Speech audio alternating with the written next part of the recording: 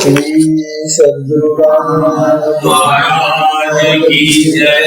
रामदूत चिंतन श्री गुरुदेव दत्त परम पूज्य श्री संत एकनाथ महाराज की जय।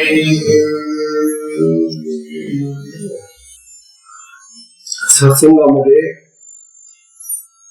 या ग्रंथाच्या प्रथम पहिल्या अध्यायामध्ये नाथ महाराज आपल्याला अनेक देवदेवतांची आणि सत्पुरुषांची वंदना करून परिचय देत आहे। आपल्यावर असे अनेकांचे उपकार झालेले असतात। सत्कार्य करण्यापूर्वी अशा त्या उपकारी महात्म्यांकडून आपल्याला जे आशीर्वाद आणि आशीष मिळालेलं असतं त्याच्यामुळे ते सत्कार्य निर्विघ्नपणे पार पडतं। म्हणून आपण सगळ्यांनी हे जे नाथ महाराज आपल्याला सांगतायत की कोणी कसे कसे आशीर्वाद दिले आणि या कार्यासाठी कसं प्रवृत्त झालो ते आपल्याला सांगून राहिले आणि यामुळे आपल्याला सुद्धा आपल्या मनामध्ये चांगले सद्भाव निर्माण होतात। सद्भाव मनामध्ये निर्माण होणं हे पुण्याचं लक्षण आहे। आणखी काय असतं पुण्य? आपल्या अंतःकरणामध्ये दया, लोकांबद्दलचं प्रेम, स्नेह, त्याग अशी अनेक प्रकारची जी चांगली कामं आहेत ती निर्माण होणं, अशा भावना निर्माण होणं त्यामुळे पुण्य प्राप्त होतं। काल ते आपल्याला देवीची माहिती सांगत होते का एक बिरा देवी किंवा जी पासून निवटली ते पासून प्रकृती पालटली, राग त्यागे शांत झाली नियमावली जगदंबा। तेव्हा अशा तऱ्हेनं ही जगदंबा जी आहे ही एकवीरा देवी। तेव्हा त्या एकवीरा देवीला प्रकृती स्वरूपातून ती बाहेर येते आणि आपल्या या जगाचं जे कार्य आहे ती कसं करत जाते आणि तिच्यापासूनच ही सगळी सृष्टी निर्माण होते। शक्ती शिवाय कार्य होत नाही हे आपण सगळे पाहतात। आपल्या अंगात सुद्धा जी शक्ती आहे ती शक्ती जर नसेल तर आपण काहीही करू शकत नाही। म्हणून शक्ती ही फार अति आवश्यक अशी महान गोष्ट आहे की जी प्रत्येकाला अत्यावश्यक आहे। म्हणून नाथ महाराज तिला नमस्कार करतात, वंदन करतायत।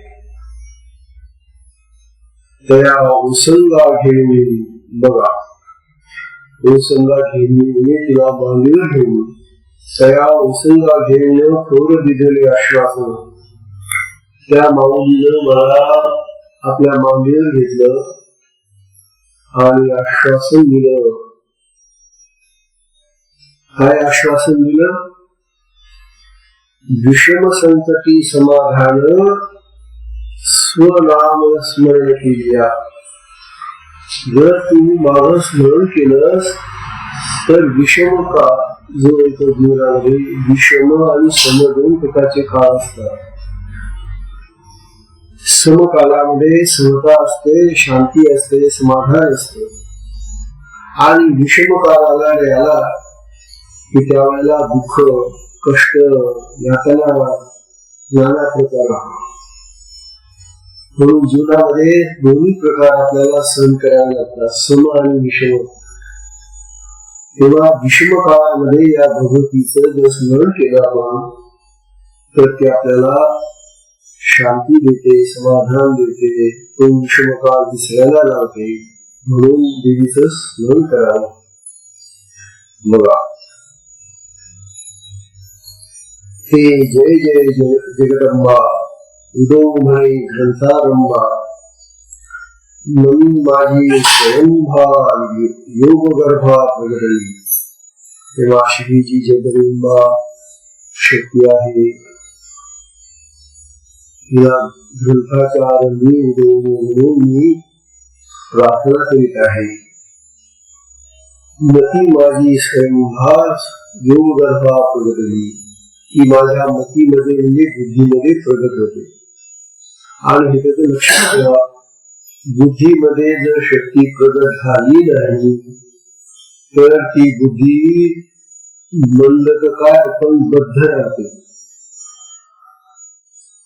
बुद्धीला चालना देणारी शक्तीच आहे आणि तिथे फार मोठी काम करते बुद्धीमध्ये. म्हणून आपल्या बुद्धीला चालना देणारी ही महान शक्ती जगदंबा ही माझ्या बुद्धीत प्रगट झाली असं नाथ महाराज म्हणतात. आणि म्हणून हा ग्रंथ लिहायला घेतलेला आहे.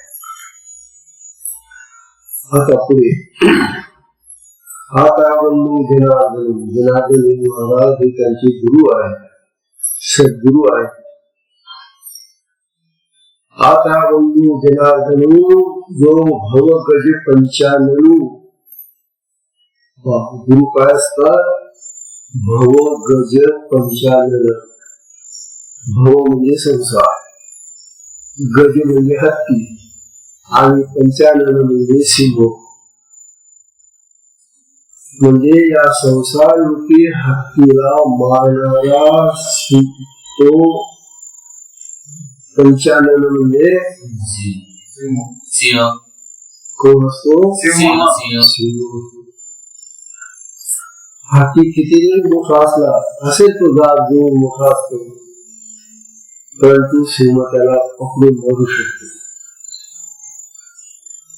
तेव्हा आमचे सद्गुरु काय आहे? हा जो भव गज आहे म्हणजे हा संसार रूपी हत्ती जो आहे तो लागून आमच्या मनामध्ये बुद्धीमध्ये त्याला ठार करणारा सिंहरूप सद्गुरु आम्हाला प्राप्त झाले की मग या संसार रूपी हत्तीचं काही चालत नाही. तेव्हा संसार रूपी हत्तीची भीती बाळगू नका, सद्गुरु करा, सद्गुरूंचा आश्रय घ्या. सद्गुरु तुम्हाला त्या भवसागरातून ओढून येतात, बाहेर काढतात.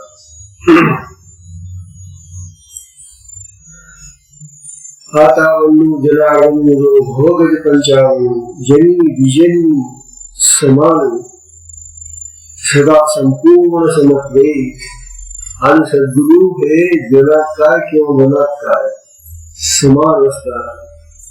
गुरुंना जन्म सम असत. सदा संपूर्ण समत्वे आणि ते समत्वाने सर्वत्र भरलेले आहे. गुरुच्या ठिकाणी समता असते, समविचार असतात, समभावना असते. सगळ्यांवर ते दया करतात, कृपा करतात. म्हणून त्यांना समत्व प्राप्त झालेले आहे असं म्हणतात. जयाची कृपा योगे देही न देखती देहांगी. बघा काय म्हणतात नाथ महाराज म्हणतात, हो गुरुच्या कृपा प्रसादाने देही न देखती देहांगी.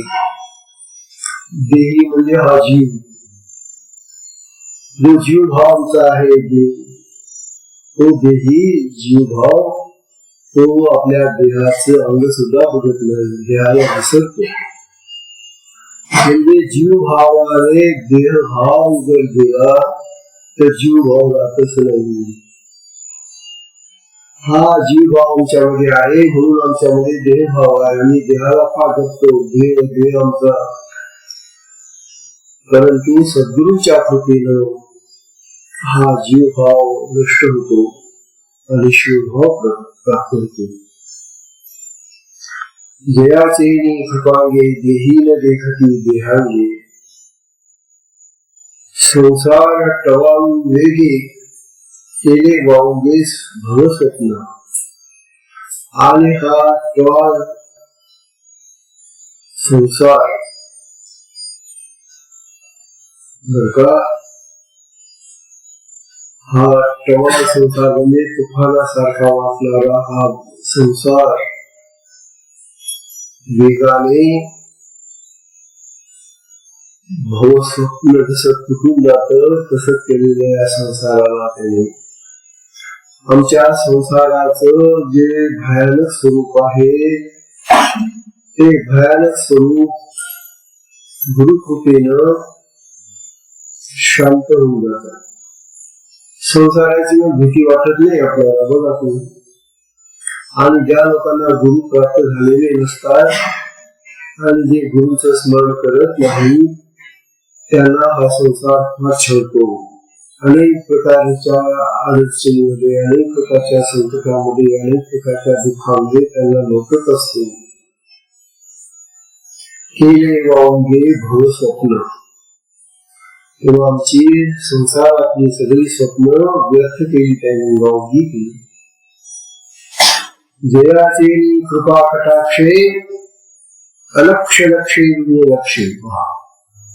अरे सद्गुरूच्या कृपा कटाक्षाने म्हणजे त्यांच्या दृष्टीनं त्यांचा दृष्टिपात झाला रे झाला की काय होते म्हणे, अलक्ष लक्षे लक्षे. जे अलक्ष आहे म्हणजे जे पाहता येत नाही ते दृष्टीशिवाय पाहता येत. अलक्ष काय आहे आमच्या जीवनामध्ये? अलक्ष आत्माच. आत्मा, देव, परमेश्वर काही नाव द्या त्याला. तो जो अलक्ष आत्मा आहे जो दिसत नाही, अलक्ष. बघा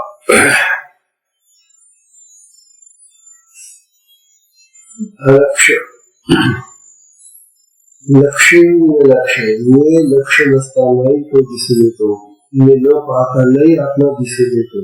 वास्तव तो पाहण्याचा विषय नाही आणि पाहण्यासारखं आमच्याजवळ साधनही नाही. खरं आमचे डोळे आपल्याला पाहू शकत नाही. डोळे काय करणार?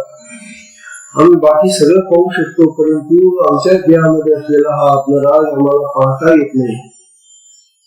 परंतु सद्गुरूच्या कृपेनं मला तो आत्मा सुद्धा पाहता येतो. म्हणजे सद्गुरु शिवाय आत्मज्ञान नाही, आत्मप्राप्ती नाही. हे जे वारंवार आपण सांगितले गेले आहे तेच नाथ महाराज हे सांगू लागले वेगळ्या पद्धतीने. बघा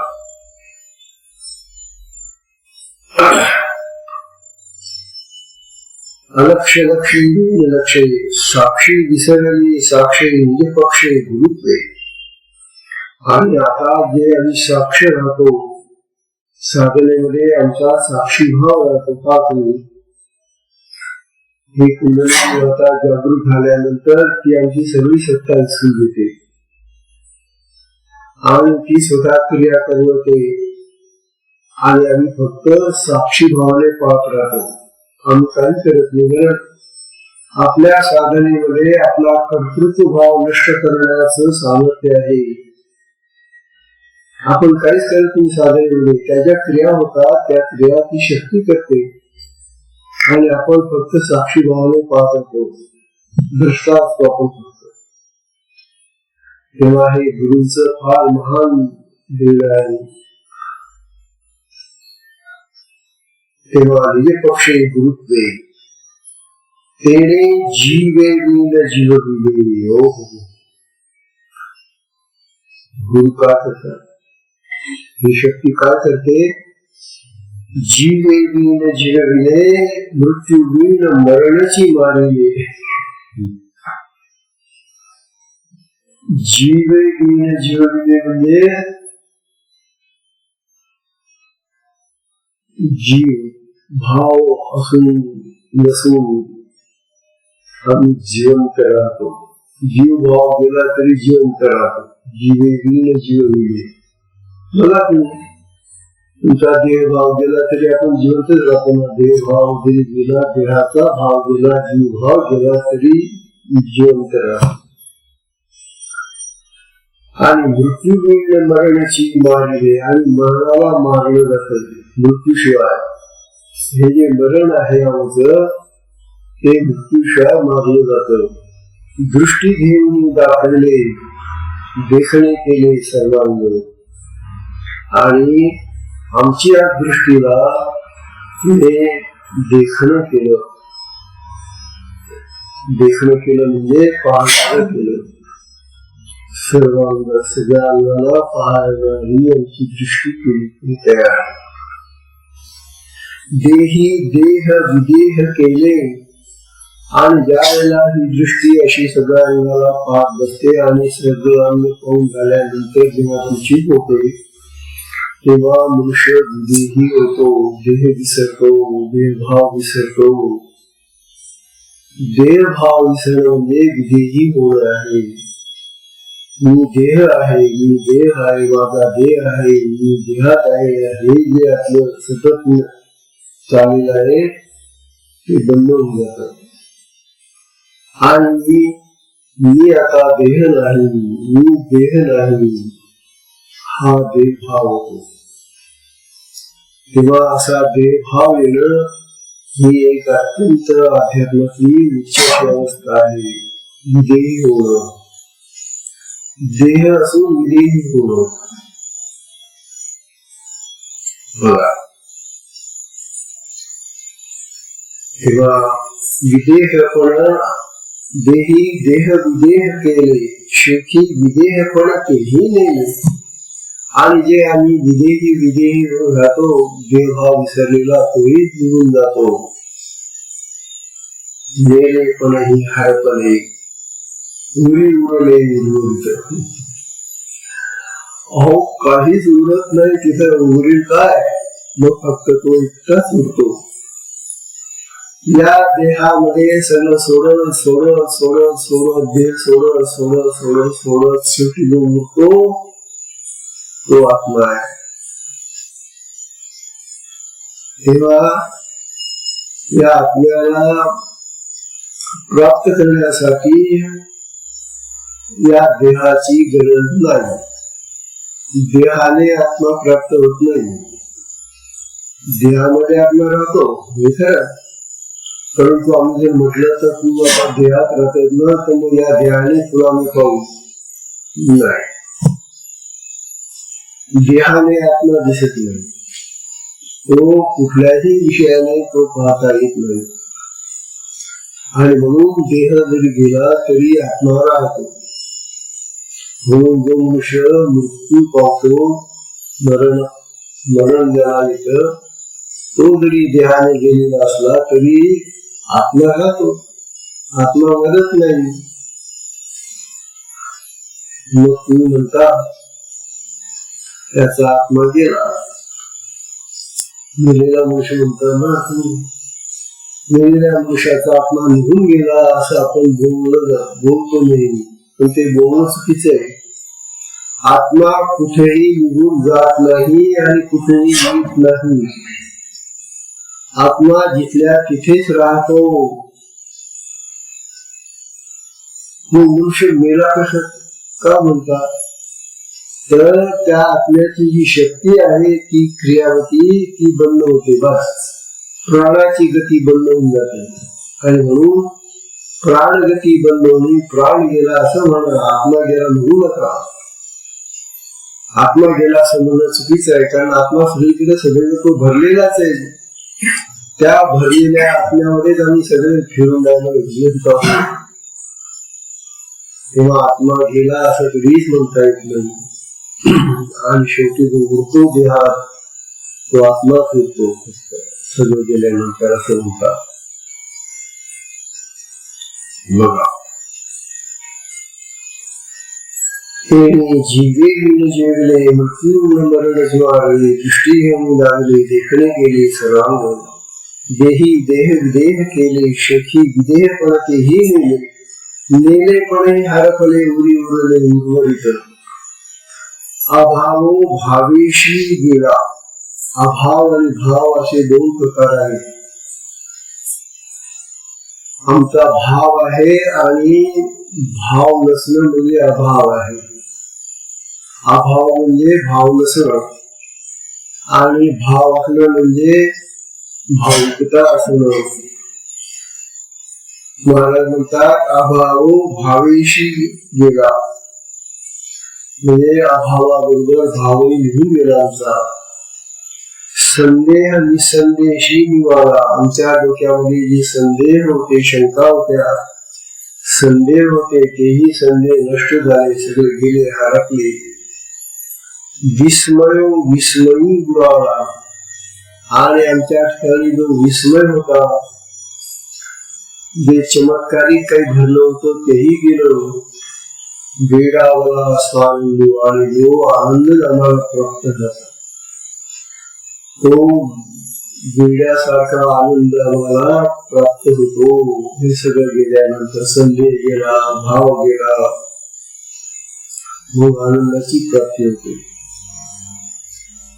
तेथ आवडी होय भक्तू, तव देवची भक्तपणा तू. मग भज्य भजनांचा तू, गावी अप्रांतू स्वलीला. गुरु शक्ती, गुरु काय करतात, आधी देवाची भक्ती करण्याची आवड निर्माण करतात. सद्गुरूंचं फार मोठं काम हे आहे, प्रथमतः शिष्याला भगवंताकडे वळवणं. कारण त्याचं डोकं, त्याचं मुख संसाराकडे वळलेलं असतं. त्याचं ते डोकं फिरवायचं, हे तिकडे नाही पाहायचं, इकडे बघा. तेव्हा संसारातून त्याला फिरवून त्याला परमार्थाकडे ओढायचं, भक्तीकडे लावायचं त्याला. तेच आवडी होय भक्तू, तव देवची भक्तपणा तू. आणि मग हा जो भक्तीचा भाव आपल्या जीवनात येतो, तो गुरुकृपेने येतो, तो देवच आपल्यामध्ये येतो. मग भज्य भजनांचा अंती, मग आम्ही भजन करणारे, भक्तिभाव करणारे जे असतात आणि ज्याचं भजन करतो तो भज्य, हे दोघेही विसरतो.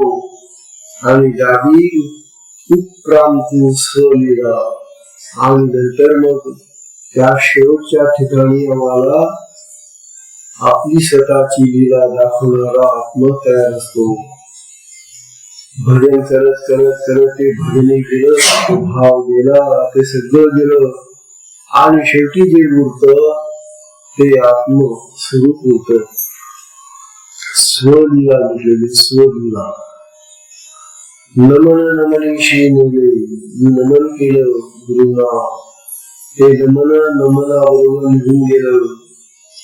नमिते नेणू कार्य झाले, मी जे ज्यांना नमस्कार करतो आहे ते कुठे गेलो.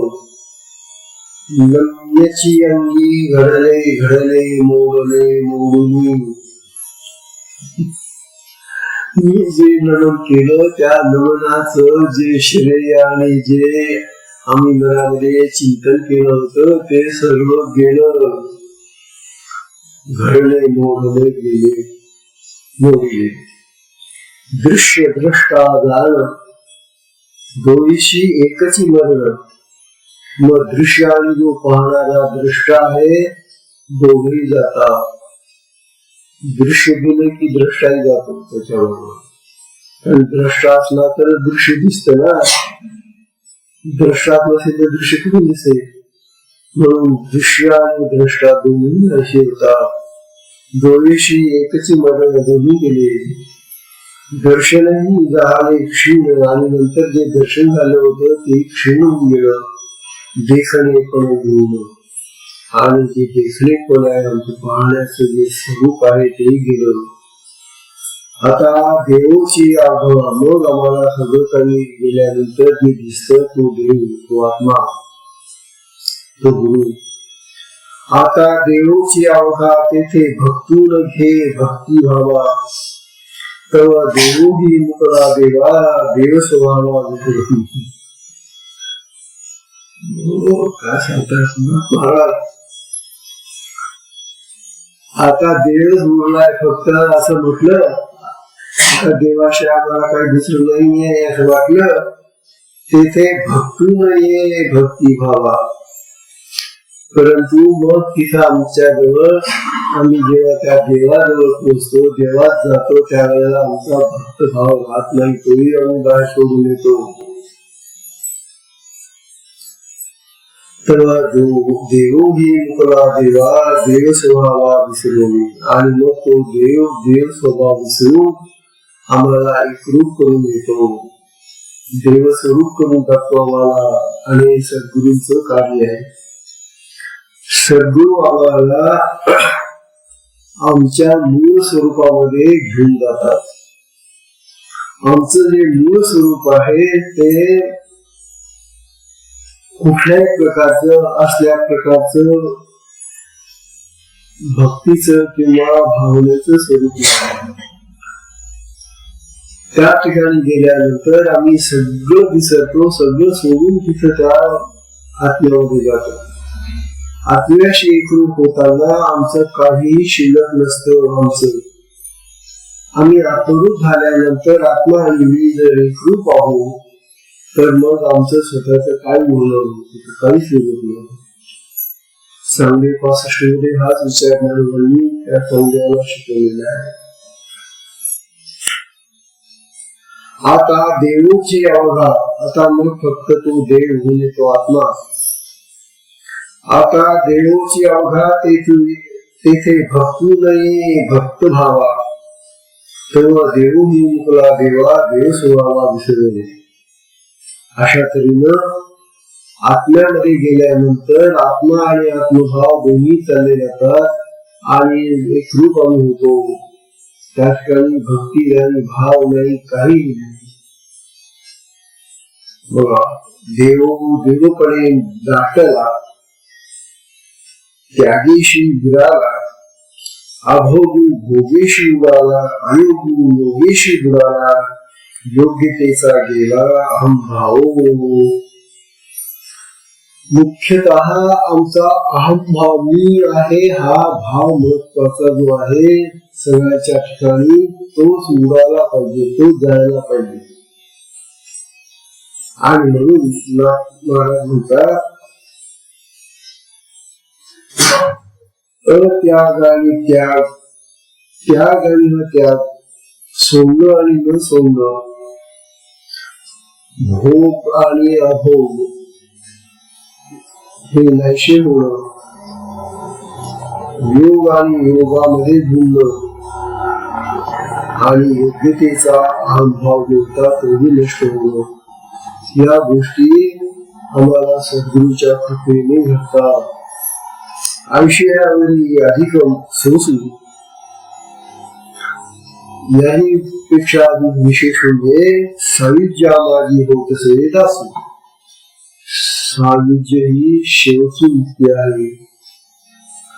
4 मुक्त्या ज्या आहेत आमच्या, सर्वपता, समुपता, स्वरूपता आणि सायुज्यता, या 4 मुक्त्यांमध्ये ही शेवची मुक्ती आहे सायुज्य होणं, म्हणजे तिच्यामध्ये जुळणं, हिच्यामध्ये जुळणं, आत्म्याशी एकरूप होणं, ही सायुज्य मुक्ती आहे. तेव्हा कोणता सायुज्या मागे होत असे दासू, तेथे सुखाचा सौरसू अति अविनाशू अमोचे. अरे काय सुख आहे मग त्या ठिकाणी. जेव्हा आम्ही आत्म्यामध्ये एकरूप होतो, आत्म्याशी एकरूप झाल्यानंतर त्या ठिकाणचा जो सुखाचा सौरव आहे, म्हणजे आनंद आहे, तो अविनाशी आहे आणि अगोचर आहे, तो दिसतही नाही. शिवची येते आणि मग त्या ठिकाणी शिव होणं, शिवाची पूजा करते, शिवात शिव होणं. हे ऐशी अवस्थेशी साजे, ही जी अवस्था आहे शिव होऊन शिवाची पूजा करणं, ही अत्यंत एकरूपतेची अशी अवस्था आहे. शिवात जाऊन शिवरूप होऊन जाणं आणि शिवरूप होऊन शिवाची पूजा करणं, ही अत्यंत उच्च अशी सगळ्यात उत्तम अवस्था आहे. ऐशे अवस्थेशी साजे, एरवी बोलोची बोलिये, एरवी नुसतं बडबड आहे, बडबड आहे. भगवंत आत्मा यांच्याशी एकरूप होणं ही अशी अवस्था आहे की ती बोलताही येत नाही, त्या ठिकाणी बडबड नाही, बोलून दाखवता येण्यासारखं काहीही नाही त्या ठिकाणी. एरवी बोलची बोलले तरी न पाहिजे निज भजन, किंवा निज भजन म्हणजे आत्मभजन. बोलल्याने नुसत्या बडबडल्याने आत्मभजन होत नाही. ये अभंग सुख सेवे यातू नारद आनंदे नाचत गातू सुख संकादिक समस्तू आले निज भक्ती होण्याची सुखे. नाथ महाराज म्हणतात की अहो याच पंथाने याच मार्गाने आमचे पूर्वीचे जे संत मिळे नारद शुक संक हे जे मिळे ते याच पंथाने याच रस्त्याने आलेले आहेत, याच पद्धतीने ते शिवस्वरूप झालेले आहे. आनंदे नाचत वाहतो तो नारद देशात पद्धतीने नाचत होतो, आम्ही शिवस्वरूप होतो. सुख संकादिक समस्तू झाले निज भक्ती वेळेची सुखे. म्हणतात सागरी भरे भरते ते भरते भरेस तरी याते, तसे देवीची देवपणे थे केले माते निज भक्त.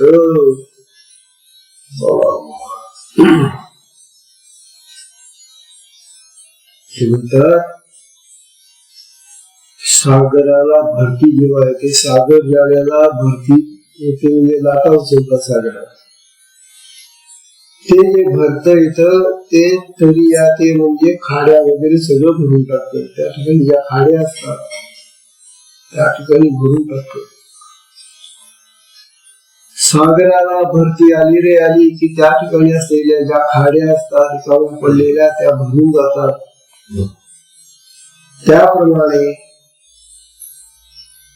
त्याप्रमाणे तसे देवीची देवपणे येथे केले माते निज भक्त. तेव्हा देवानेच मला देव भक्त बनवलं, देव स्वरूप केलं. हे अशा पद्धतीने केलं निज भक्त. सागर सरिता जीवन एक. वास्तविक सागर आणि सरिता म्हणजे नदी यांचं जीवन म्हणजे पाणी हे एकच आहे. सागराचं जसं पाणी आहे तसं नदीलाही पाणी असतं. त्यांचं पाणी एक रूप आहे. सागर सरिता जीवन एक परी मिळणी भजन दिसे अधिक. परंतु जेव्हा नदी सागराला जाऊन मिळते त्यावेळेला ती सागराला भेटली आहे, त्या सागरामध्ये ती आपलं पाणी ओतते आहे असं आपल्याला कळतं. वास्तविक पाणी पाणी असतं सागरामध्ये आणि नदीमध्ये. परंतु नदी जे पाणी घेऊन येते ते सगळं पाणी ती त्या सागराला अर्पण करते. मिळणी भरून दिसे तैसे एकपणीची देख भजन सुख उल्हासे. आणि मग ती नदी जेव्हा सागरामध्ये आपलं पाणी टाकून देते तेव्हा ती नदी एकरूप होऊन जाते सागराशी. सागराला तिने आपलं पाणी ओतून दिलं की मग सागराचं पाणी कोणतं आणि नदीचं पाणी कोणतं हे ओळखता येत नाही. ती सागराशी एकरूप होऊन जाते. तसं हे जे भक्ताचं आहे तो आत्म्यामध्ये गेला की आत्मस्वरूपामध्ये एकरूप होऊन जातो. मग भक्त आणि भगवान वेगळे असत नाही, ते एकरूप होऊन जातात. वाम सभ्य दोन्ही भाग. वाम म्हणजे डावा भाग आणि सभ्य म्हणजे उजवा. दोन्ही भाग तरी दोन आणि एकच अंग. आपल्या शरीराला दोन भाग आहेत, हा डावा हा उजवा. शरीराचे उजवा आणि डावे असे दोन भाग जरी असले तरी एकाच अंगाचे ते दोन भाग आहेत. अंग एकच आहे. अंग नसेल तर कसले भाग आले. हे अंग आहे म्हणून दोन भाग आहेत. अंगाचे दोन भाग बघा. वाम सव्य दोन्ही भाग करी दोनानी एकची अंग तैसा देव भक्त विभाग देवपणी सांग आभासे. तस देवाशी कृत होताना आत्म्याशी कृत होताना हे दोन्ही भाग देव आणि भक्त दोन्ही एकरूप होतात. मग तिथं डावून काही दिसते. देवपणी आभासे तेवी आपुलेपणाचे माने भक्त केलो जनार्दने तरी काया वाचा मुने तुझे तेणे सर्वाठी. तेव्हा जनार्दन स्वामींनी आपलेपणानं मला आपलं मानलं आणि भक्त केलं आणि काया वाचा आणि मनाने आम्हाला त्यांच्या स्वभावामध्ये नेऊन त्यांच्यासारखं बनवलं. आमची काया आमची वाचा आणि आमचं मन त्यांच्यासारखंच झालं. गुरुमय होऊन गेलो असं मत नव्हतं आणि असं गुरुमय होत आलं पाहिजे. गुरुमय होणं भक्त अवघड काम. शरीर तर दोन राहणारच, भक्त आणि गुरु दोन तर शरीराने राहणारच, दोन अंग राहणारच. परंतु इतकं समर्पण असलं पाहिजे, इतका त्याग असला पाहिजे, इतकी एकरूपता असली पाहिजे की गुरु काया वाचा आणि मनाने वेगळे नसावे किंवा भक्त वेगळा नसावा. अशा प्रकारे जनार्दन स्वामींनी मला एकरूप करून टाकलं काया वाचा मनाने असं म्हणतात ते. तरी काया वाचा म्हणे वर्तविजे ते सर्वार्थी. तो मुखाचे झाला म्हणजे मुख, दृष्टी ते प्रगटे सन्मुख. तोची विवेक करून देख करवी लेख ग्रंथार्थी. परंतु नाथांनी ते म्हणतात की मला माझ्या सद्गुरूंनी एकरूप केलं, परंतु या ग्रंथाच्या कार्यासाठी मला त्यांनी वेगळं केलेले. आता गुरु मध्ये शिरलेला हा जो भक्त आहे कसा ग्रंथ लिहे, ग्रंथ लिहिण्यासाठी मला वेगळंच केलं पाहिजे ना त्यांनी. म्हणून त्यांनी मला बाजूला काढलं आणि सांगितलं की नाही आता इथून तो थोडासा बाजूला होऊन हा ग्रंथ लिहि. आणि अशा तऱ्हेनं या ग्रंथाचं लेखन मला करायला त्यांनी लावलेलं आहे. बघा झाला निजमुख दृष्टी ते प्रगटे सन्मुख तेची विवेके करून देख करवी लेख ग्रंथाची. परी नवल त्यांचे लाघव अहंगी घातले माझे नाव. शेखी नावाचा निर्भाव उरावया ठाव मुलीच.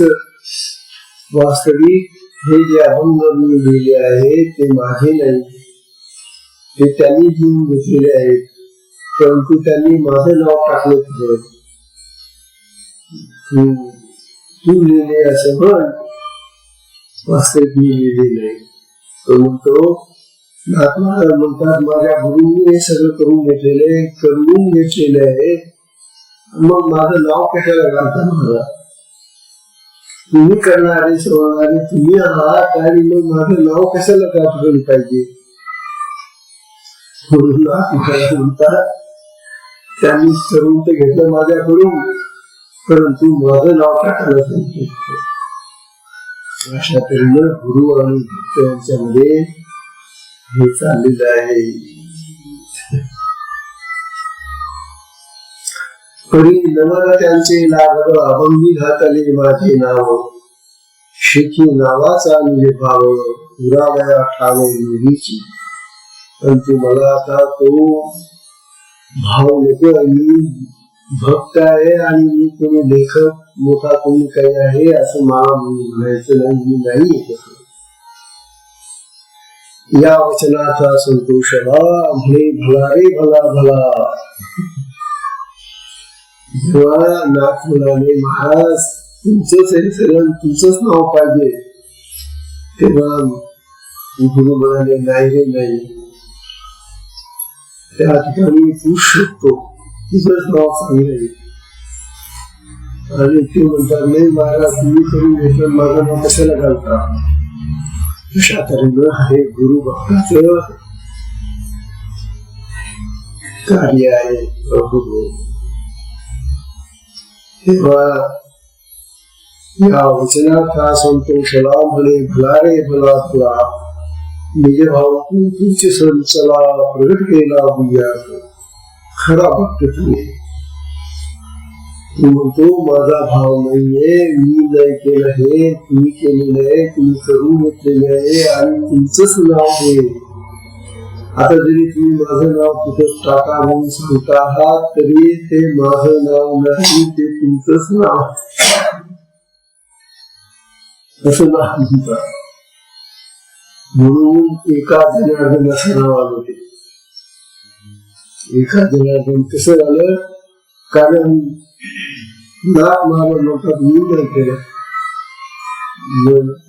मी नाही केलं तर मग ते जनार्दन यायलाच पाहिजे ना. म्हणून जनार्दनाचं नाव आलं एका जनार्दन. म्हणजे जनार्दन आणि एका एक रूपी केलेलं कार्य आहे असं म्हणतात.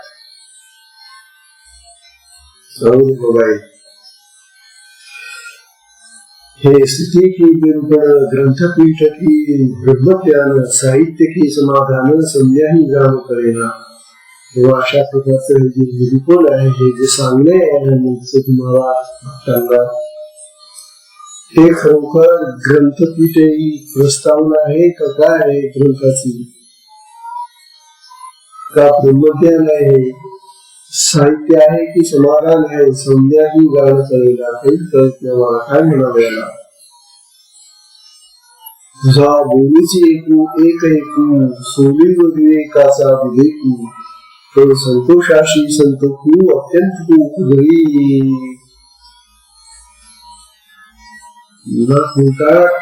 माझ्या गुरुनी मला असा काही आशीर्वाद दिला बघ.